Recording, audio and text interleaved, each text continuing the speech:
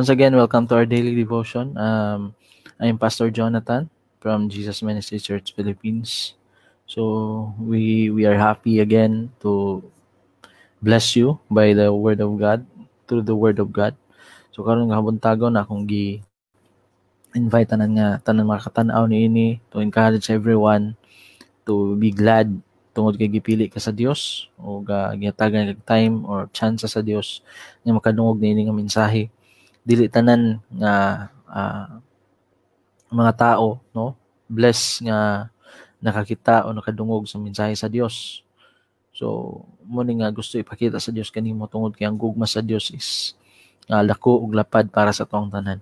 So before that, before we will start, we'll consider God. We will pray and praise Him, no, sa tuang kinabuhi. Let us pray in the mighty name of Jesus. Heavenly Father, we thank you, Lord Jesus, for this great and wonderful morning, O God. Magiatag ka namo to chance to glorify and honor you, Lord, by your word, and to listen to your word, Lord Jesus. Lord, bless those people who are listening right now. Bless those people who are watching at this moment, oh God, this morning devotion. We glorify you, we honor you, Lord Jesus, through your word. Salamat to Dios, imong gahom. In the mighty name of Jesus we pray. Amen. So thank you for watching this morning, and I'm happy nga itang tanan is naakaron o gustong maminaw o makadungog na ining mensahe sa Dios karon kabuntagon. So,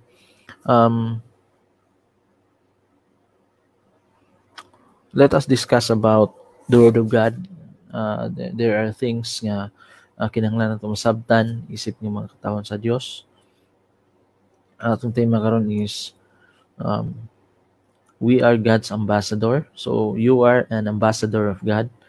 You are chosen by God nga mo spread, mo sulti, mohimo sa buluhaton sa Dios, no, diri sa kalibutan. We are just we are not people here. So we are just we came here to express and to expose what God wants us to those people who needs God to themselves. So karong kabuntagon is ihatag nato o ipakita nato nako kung unsa ka maayo ang Dios, o unsa ang responsibilities isip nga katawhan sa Dios, no. Diri lang daan, we are God's ambassador. That means you are the person that represents God, no. Ikaw ang tao nga ga-represent sa Ginoo, no, dinhi sa kalibutan. Ikaw ang gipili sa Dios nga mo represent sa iyaha dinhi sa kalibutan. So mo ni na kaka-special di atubangan sa Dios. That is why we need to be more in caution sa ato ang tanang ginabuhat. We need to be aware sa tanan nga atong ginahuna-huna, atong ginabuhat sa atong kinabuhi, especially karon nga time we are known or we are mostly people in social media. So we need to know kung unsay atong, we need to understand or we need to be aware kung unsay atong gina-post, unsay atong ginasulti, unsay atong ginatan-aw sa social media. Amen. So once again, we are God's ambassador. Amen. So let us come to this verse diri sa 1 2 Corinthians. Before that, we will discuss about ambassador. So ingon diri word web dictionary, ingon diri a diplomat of a highest rank accredited as representative. So please sulat sa inyo una, representative from one country to another. That means you are a representative. If you are an ambassador, you are a representative, no? A representative from other country, from your representative from your country to the other country. That means ikaw, example, ikaw ang ambassador sa Philippines. Ipadala ka sa US, ikaw ang ambassador dito sa Pilipinas, nagrepresent sa Philippines, no? Nga ikaw ang nagpakita sa US, nga ikaw ang representative sa Pilipinas. So that means you need to have the character, or you need to have the what do you call this, the kanang character or attitude is the same sa Philippines gihapon. Amen. You cannot use the other characters of other countries, or what you call this, the kana bitawng ilahang cultures, no? You need to bring your culture or Philippine culture dito sa imuhang para ma-represent, no? Kung ang atong nasod. So the same nang gihapon sa pagpadala sa Dios kanato, or kita ambassador sa Ginoo. We need to know more about, no, sa kung unsa ang character nga gusto ipakita sa Dios dinhi sa kalibutan. Ikaw ang representative sa Dios dinhi sa kalibutan. That means kung unsay character nga unsay kinahanglan nato isulti o kinahanglan nato buhaton o isulti nato sa uban, ikaw ang nasayod kung unsay gusto sa Dios nga isulti nimo sa uban, ano na lang. Amen. Kay ikaw ang representative, amen, sa Ginoo dinhi sa kalibutan. Kay we are not, dili ta taga dinhi sa kalibutan. Amen. We are from heaven. So dito ta magpuyo, mo to'y atong future home, future house, future place, no, nga atong mapadulngan tungod kay ikaw anak sa Dios. But we are ambassadors of Christ. Amen.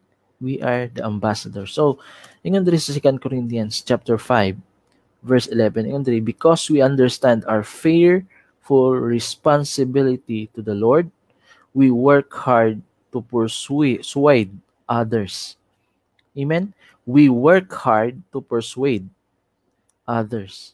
Amen. To explain or to tell others, to expose to them, no? Mo na say but pasabot. And God knows we are sincere, and I hope you know that you know this too. Amen. I hope that you know this too. Mo ingon ni Apostle Paul sa tanan. And verse 12 ingon siya diri. Padan sa verse 12. Are we commanding ourselves to you again? No, we are giving you a reason to be proud of us, so you can answer those who brag about having a spectacular ministry rather than having a sincere heart. So daghan kayong dili man tanan, pero daghan kayong mga churches karon nga mas brag nila ang ilahang unsa kadaghan nila, unsa kadako sa ilang simbahan, no, than sincere heart. Amen. The most important thing, isip nga usa ka ambassador, is you have a sincere heart. Amen. Sincere, that means true. Amen. Nga na bitong dili bitaw kanang sincero ka sa tanan nimong gisulti, sincero ka sa tanan nimong gibuhat, isip nga katawon sa Dios. Amen. You are, mo lang akong i-remind, you are an ambassador. That means you must be sincere from your from within sa imong kasing-kasing. So verse 13, ingon siya diri, if it seems we are crazy, it is to bring glory to God, and if we are in our right mind, it is for our benefit. Either way, Christ's love controls us. Amen. Ang gugma sa Dios nagkontrol kanato. Since we believe that Christ died for all, we also believe that we have all died to our old life. That means if you are a true ambassador of Christ, you need to change physically, spiritually. Amen. Anything that can change sa imong kinabuhi, kinahanglan ma-change. Amen. We need to change, because ingon diri sa sugod, ingon siya ni, Christ loves controls us. That means if you're a true ambassador of Christ, if you're a ambassador of Christ, that means ang gugma sa Dios mo ay nagkontrol sa imong kinabuhi. Amen? God's love will controlling your lives, or Christ's love. Amen? Ingon diri, since we believe that Christ died for all, we also believe that we have all died to our old life. Amen? Tungod kay namatay si Kristo sa cross para sa tanan, that means kinahanglan nagtuo usab kita nga namatay usab kita sa atong karaan nga kinabuhi tungod kay namatay si Kristo tungod sa atong mga sala. Amen? So ingon pa diri, verse 15, ingon sa diri, He died for everyone so that those who receive His new life will no longer live for themselves. Mo ni atong i-correct kanunay sa atong kinabuhi. No? Those who receive His new life will no longer live for themselves. If you are truly receive, amen? If you are truly receive a new life, you'll not live by your own selves. That means tanan nga imong gusto sa una, dili na to dapat nimo buhaton tungod kay dili na ikaw ang nagdala sa imong kaugalingon. Wala na ka nagkinabuhi para lang sa imong kaugalingon. Amen? Wala na ka nagkinabuhi para lang sa imong pamilya, para lang sa tanan, sa imong nabilong sa imong kinabuhi. Nagkinabuhi ka para sa tanan ang nagkinahanglan kang Kristo. Amen? If you are true ambassador, you must know to live. No? Amen?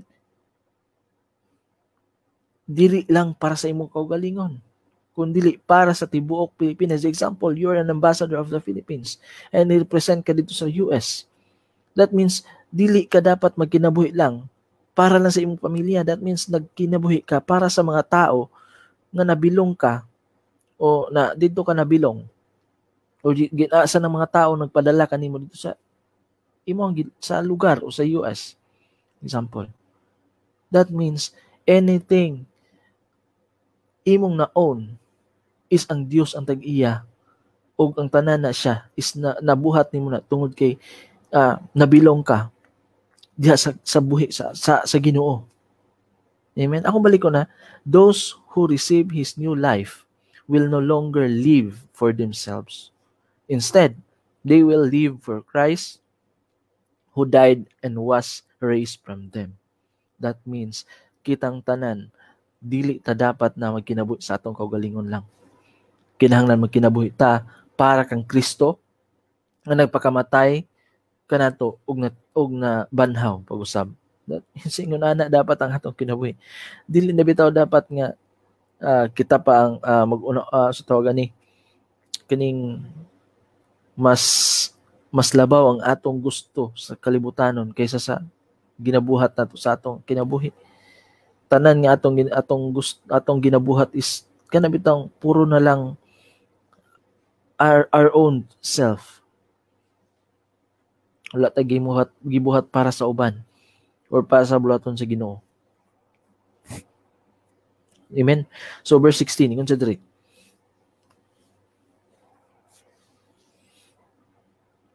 So we have stopped evaluating others from a human point of view. Amen. One thing, we must stop evaluating others from human point of view. At one time, we thought of Christ merely from a human point of view. Amen? How differently we know Him now. 17. This means that anyone who belongs to Christ has become a new person. Amen? The old life is gone and the new life has begun. That means, kung ikaw tinuod nga nabilong kang Jesus Christ, ang old person nimo wala na. You are a new person. The old life is gone and the new life has begun. Amen? The old life is gone. Dapat mawala na o dapat wala na and the new life is begun. Ang kabag-uhan sa atong kinabuhi karon is dapat naa na. Muna'y gusto ipakita sa Dios kanato. Muna'y gustong makita sa Dios sa atong kinabuhi. Isip nga mga katawhan sa Dios. Isip nga nagkinabuhi ni ambassador diha sa atong buhi ng Dios. You cannot find an ambassador nga nagrebuilde sa iyang nasod. Dili ka pwede, wala ka nakakatag ambassador siguro nga siya mismo ay naguba sa iyang nasod. O wala siya nagtuman sa balaod sa iyang nasod. Ambassador siya, representative siya dito sa US, pero siya mismo ang wala nagtuman sa balaod sa Pilipinas. And unsay mahitabo sa iya, makasuhan siya, tanan nga klase nga dili maayong iyang madawatan tungod kay nagbuhat siya niadto sa supak sa balaod sa Pilipinas. And that is how also works sa atong Christian life. We are an ambassador.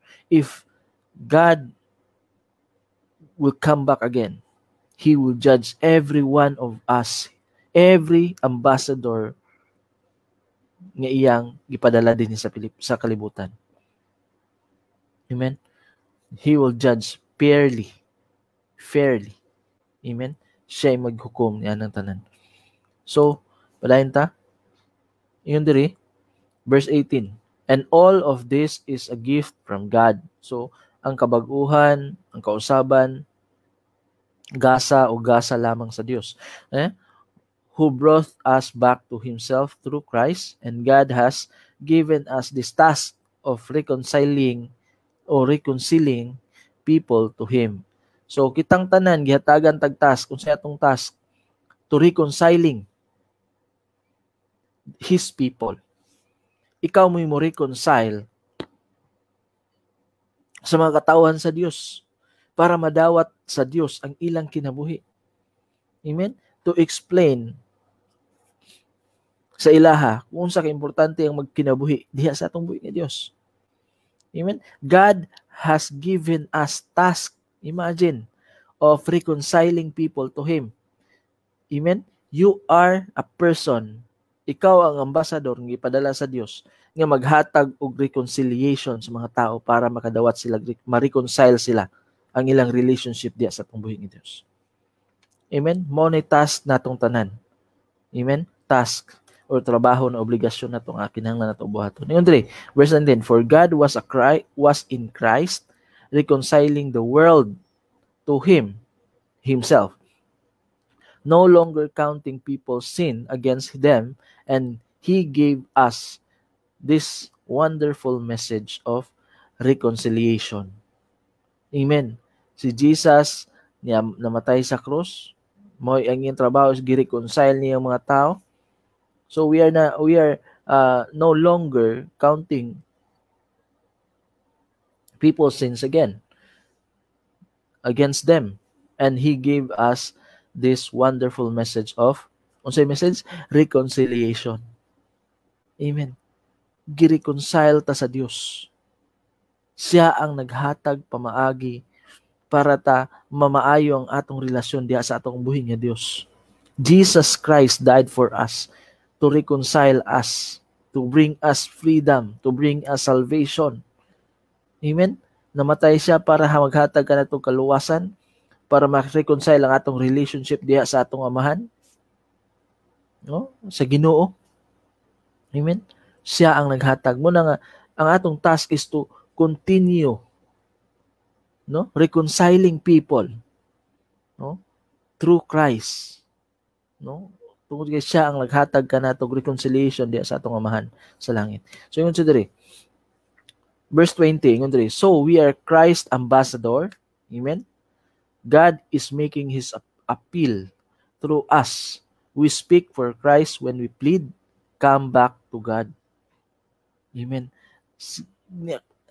Kaya itong gi-istorya na to, si atong istorya or i-expose kung sa kamaayo ang Dios mo, kung sa kamaayo si Jesus Christ atong kinabuhi. That is what mo na gusto sa Dios nga atong isulti. Isip ngayong mga katawhan. So yung diri, God is making His appeal through us. Amen? We speak for Christ when we plead.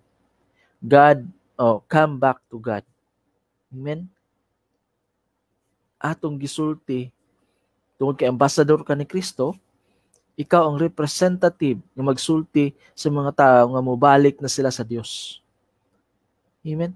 Balik na kamo sa Dios. Ikaw ang musulti niya na o kita ang musulti niya na tungod kita mga ambassador sa Ginoo. Tanan nga nangawala di atubangan sa Dios. Kinahanglan mo duol o musulti diya sa katong buhi nga Dios. O musulti sa tanang mga katawhan sa Dios. Tanang mga tao. Same sa akong gi-preach sa inyo about sa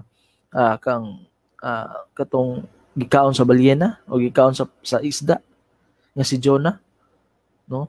He is an ambassador to representative God's message nga mobalik na sila sa Dios, and the place is full of sin, those people, but they plead to God, and God answered their prayers and forgive them.